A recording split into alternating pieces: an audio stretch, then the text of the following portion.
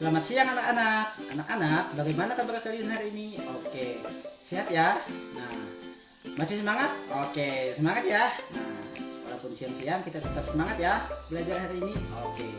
Baiklah anak-anak, pada pertemuan kali ini kita akan membahas tema 4 yaitu berbagai pekerjaan. Tema 3 yaitu pekerjaan orang tuaku. Dan hari ini kita akan melakukan pembelajaran ke-1.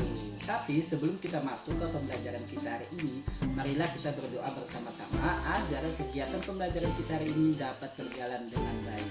Berdoa dimulai, berdoa selesai. Nah anak-anak, sebelumnya Bapak akan absen kalian dulu ya. Oke, jadi untuk kelas 4 hari ini lengkap ya.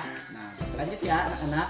Anak-anak, kompetisi dasar yang ada dalam pembelajaran hari ini yaitu mencakup 3 mata pelajaran. Yang pertama ada bahasa Indonesia, dan yang kedua ada IPA, dan yang terakhir ada EPS ya.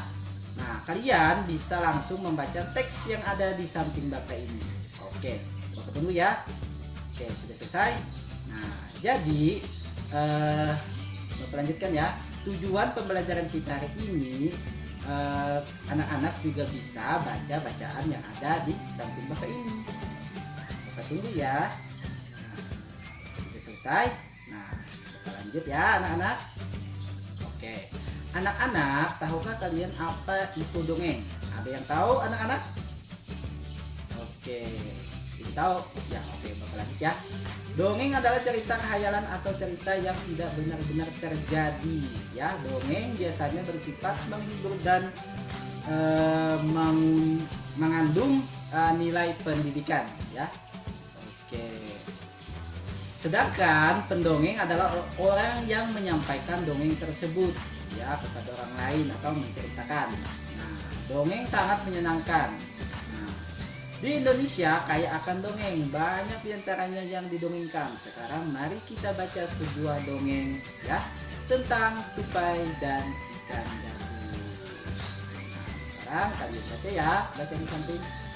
Oke, Bapak tunggu ya. Nah, sudah selesai. Oke, lanjut. Anak-anak, berdasarkan cerita tersebut, kalian coba untuk mencari unsur-unsur cerita yang ada dan tuliskan pada kolom berikut. Oke, yang pertama, bagaimana pendapatmu tentang cerita tersebut? Dan yang kedua, hal baik apa saja yang bisa kamu pelajari dari cerita tersebut? Pada kolom berikut, kalian akan melihat beberapa kolom yang harus kalian isi seperti kolom yang ada di samping ini. Oke, yang pertama itu judul. Judul yaitu tupai dan ikan gabus. Tokoh itu adalah tupai, ikan gabus, dan ikan hiu. Lalu bagaimana sifat-sifat dari tokoh pada cerita tersebut? Nah, oke, Bapak lanjut ya. Di antaranya tupai bersifat setia kawan dan suka menolong. Ikan gabus bersikap sabar, sedangkan ikan hiu bersifat ganas. Oke ya anak-anak, lanjut. Lalu di mana cerita tersebut? Nah, cerita tersebut itu berada di Kalimantan Barat. Dan bagaimana cerita tersebut berawal? Cerita tersebut berawal pada saat tupai menemukan ikan gabus terlihat lesu dan sakit. Lalu akhir ceritanya bagaimana? Akhir ceritanya yaitu di mana ikan gabus sehat seperti sedia kala. Nah, oke anak-anak. Hari ini kita akan belajar tentang pekerjaan si tukang kayu atau pembuat mebel. Oke. Nah, lanjut ya.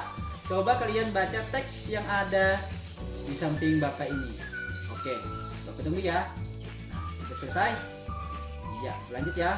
Nah, coba kalian jawab pertanyaan berikut. 1. Produk apa yang dihasilkan oleh Ayah Bino? Yang kedua, apakah pekerjaan Ayah Bino menghasilkan barang atau jasa? Atau bisa juga kalian jelaskan pendapat kalian, oke? Nah, yang ketiga, apa saja yang harus dikerjakan oleh pengrajin kayu? Coba kalian amati gambar di samping ini. Nah, oke, sudah ya. Nah, coba kalian perhatikan pertanyaan berikut ini ya. Oke, 1. Jelaskan proses apa yang terjadi sehingga meja dan kursi bisa sampai di rumahmu. Yang kedua, profesi apa saja yang terlibat agar meja dan kursi sampai di rumahmu. Anak-anak, seorang tukang kayu menghasilkan barang berupa meja dan kursi. Mereka menggunakan sumber daya alam kayu sebagai bahan bakunya. Tukang kayu termasuk jenis pekerjaan produksi, sedangkan penjual di toko mebel termasuk jenis pekerjaan distribusi. Nah, itu anak-anak ya. Nah, selanjutnya, oke ya. Tukang kayu dapat menghasilkan barang-barang keperluan rumah tangga seperti meja dan kursi yang dibutuhkan oleh masyarakat.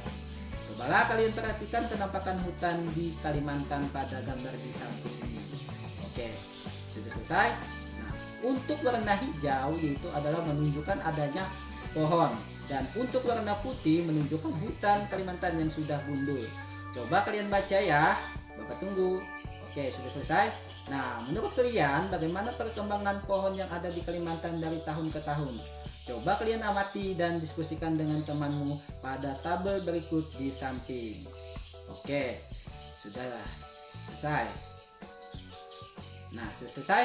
Oke, mengingat waktu kita sudah habis, coba kalian kerjakan di rumah saja ya pertanyaan-pertanyaan berikut.